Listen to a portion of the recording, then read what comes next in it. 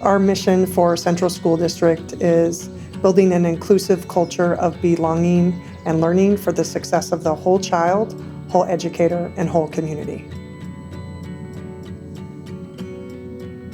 I'm Dr. Jennifer Cabista. I'm the Superintendent of Central School District. 13J. Why are you here about Central?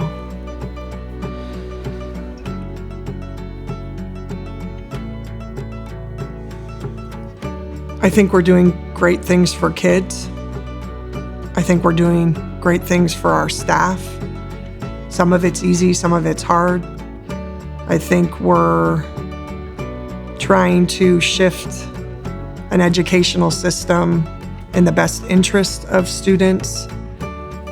Because again, as I've said a couple times, they're the future. They're the future of what we're trying to build. They're going to be, again, the teachers, the professors, the filmers, the musicians, however you want to phrase it. I think that we're trying to support students in every way. I think we've been through a lot in the last really 3 years. We've learned a lot. And so I think that's also a part of, we have sort of shifted systems in a very difficult time and are actually seeing some success. Both, again, there's some things that we know that we have to revamp and relook at, but I do think part of the reason you are here is because of some of the successes we are starting to see with our students and within our community. My name is Britta Santoni. I'm the Whole Child Program Coordinator for the Central School District. So when we talk about PBIS in our school district, that stands for Positive Behavior Interventions and Supports. And I think what some people understand that to be is maybe not accurate or just doesn't encompass enough.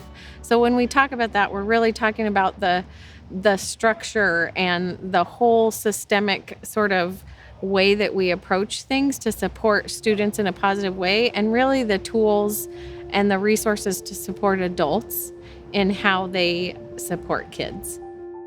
So we've been using PBIS and the sort of that structure and approach for a long time. What we haven't done forever is integrate how we're doing mental health and wellness and social emotional supports into that same system. So over time we realized, okay, we've got this pretty solid for all students and how we do this, the prevention pieces and sort of the setup pieces. And then what we're doing now is learning how to really integrate supports when more support is needed into that same system.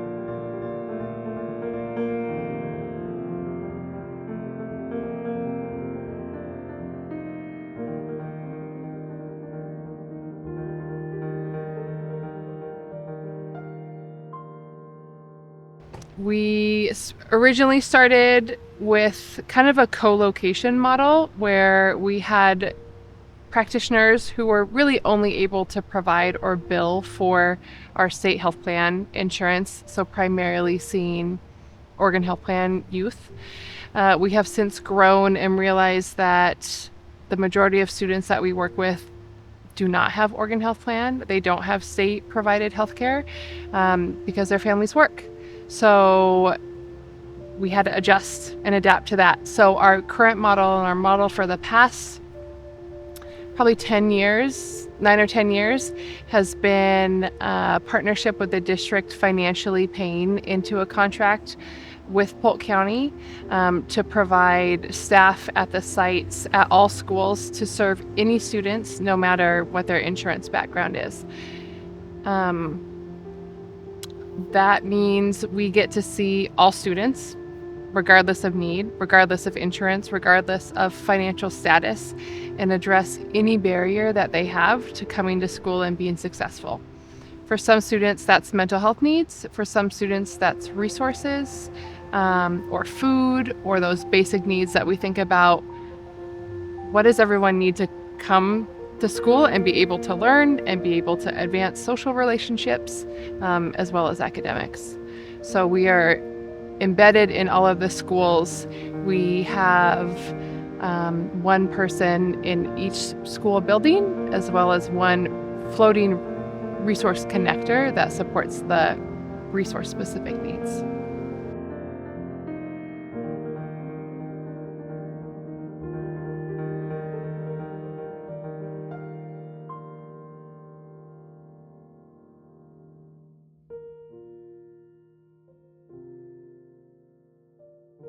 We support teachers in a lot of different ways. Sometimes that looks like coming into their classrooms and supporting or co-leading conversations about mental health topics like suicide prevention, suicide awareness, social emotional learning, a multitude of things.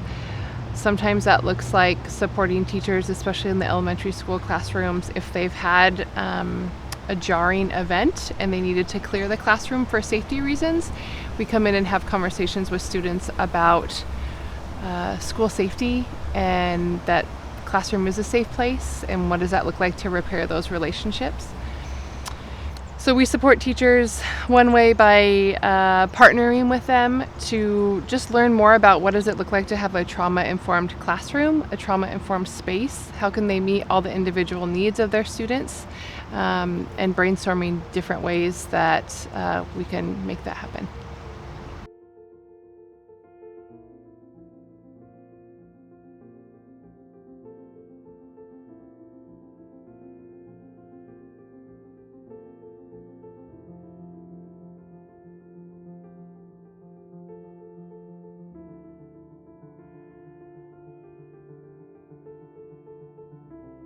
My name is Nereida Garcia, and I'm a first grade teacher at Independence Elementary School. This is my fifth grade teaching here. I actually came to the school when I was in kinder through fifth grade, and I graduated from Central School District. The reason why I came back to this school and this school district is because growing up, there was a lack of Hispanic teachers, and with our demographics growing here, like there's a lot of Hispanic students, and I wanted them to see themselves in their teachers. So that's why I came back, because it's really important for students to see teachers that look like them and share the same culture. So after COVID, students were lacking a lot of self-regulation, or they just didn't know how to express their emotions. And so in my classroom, I tried to do very explicit training of like, if I'm feeling upset, what is it that I can do to either come down to like my regular state of like happiness or just calmness, as well as like showing them that when I'm frustrated, like what kind of tactics do I have? And also not like making students feel bad that they're feeling angry, because they're people, and it's like more like seeing like, I see that you're upset, and like what is it that you can do to get out of that? It's like if adults have feelings like that and we're showing them like, why can't our students do the same thing in a more like positive way though? So it's like, yes, I see that you're angry, or yes, I see that you're mad, and I respect that, but like, let's see if we can try to get out of that. I love where we're headed and where we've come, because kid well-being is where I get to spend the majority of my time. And it's great to see administration at the district level and our building level who recognize and celebrate that. For example, like I don't schedule, which is pretty not typical for a middle school counselor, because our admin have always recognized that that is a lot of time that they want us to spend direct with kids. So I get to do a lot of kid things. We also have shifted with that, where we shared a halftime mental health several years ago with the high school. So we had a quarter.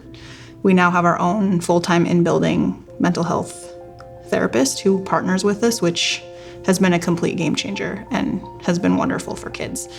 So there's a lot of positive movement in that direction, which makes me love my job even more than I did before, because there's other systems that I can connect with to support kids the way that we know they need it, especially right now.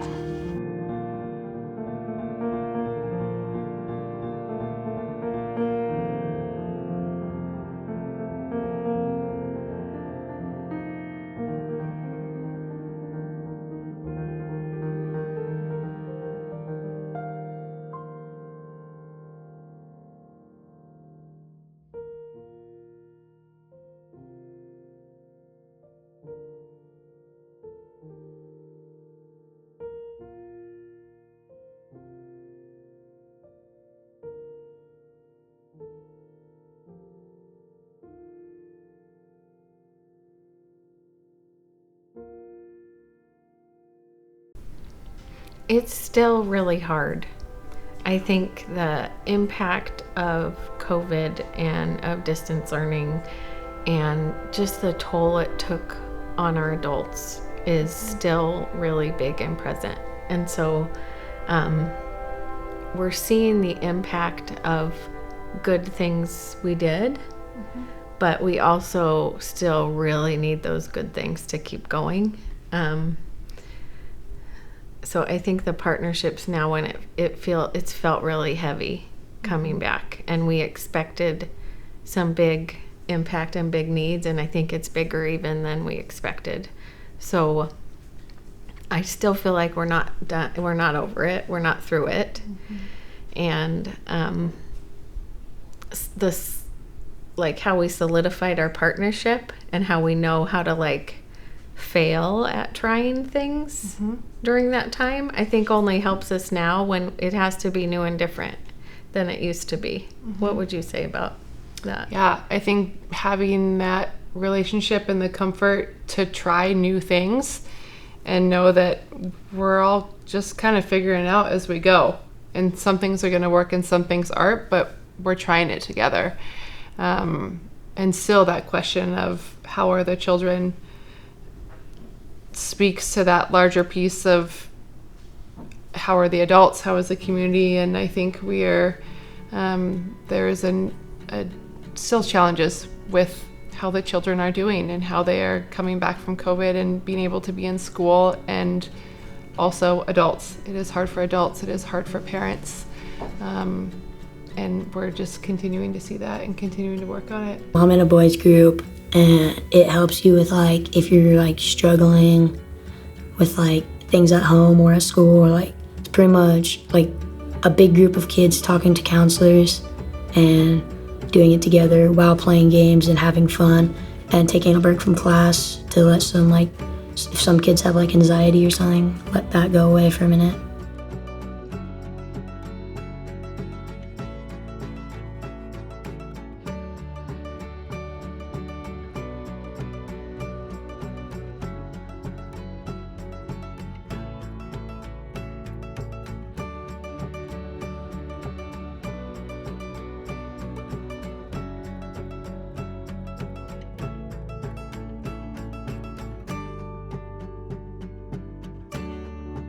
So now you'll hear us talk about the interconnected systems framework, which really is a way of kind of taking PBIS and expanding even further.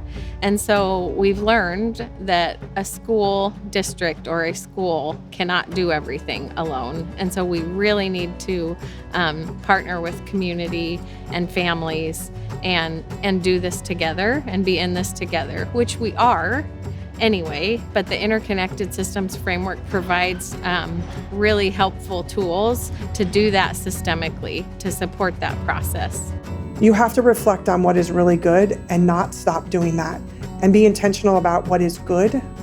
And then when you're hearing things that you need to improve, I call it what's the low-hanging fruit that maybe we can fix or adjust, and it's going to make the success of students and staff better. And then what are those longer term things that, oh, this is going to take a little bit longer, but it's high on the list to be able to do that. And then again, constantly going back and looking at your systems, using data to drive that decision and action planning. And that's not always easy. And data is qualitative and quantitative. Stories and hard data. Let's not forget about that. We can go to the hard data all the time, but in that cycle are the stories and the learning that you get from the qualitative data in that process, and we don't do that enough, and we need to continue to balance both of those to really develop the systems that support our students and our staff in the community.